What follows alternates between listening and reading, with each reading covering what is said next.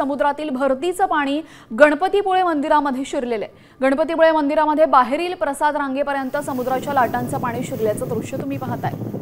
अजस्त्र लाटा गणपतीपुळे मंदिराच्या जवळच्या गेटपर्यंत आल्याचा व्हिडिओ समोर आलेला आहे।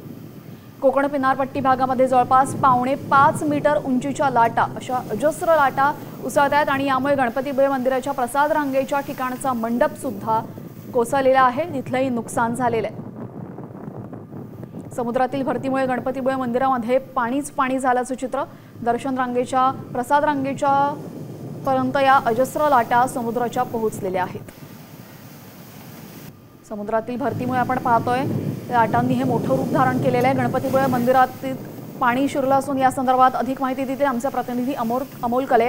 अमोल, गणपतीपुळे मंदिरामध्ये पाणी शिरल्याचं आपण पाहतोय, काय अधिकची माहिती आहे? नक्कीच आज मोठं उधाण होतं। समुद्राला अक्षरशः 4 मीटरपेक्षा उंच लाटा ह्या किनाऱ्यावरती आढळत होत्या।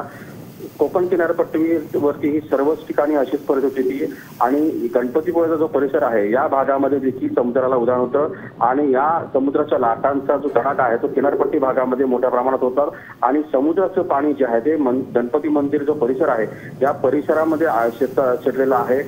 प्रसादालयाचा जो भाग आहे त्या भागामध्ये पाहू शकतो या अजस्त्र लाटा पोहोचलेल्या आहेत गणपतीपुळे मंदिरापर्यंत। धन्यवाद आपण दिलेल्या सविस्तर माहितीबद्दल।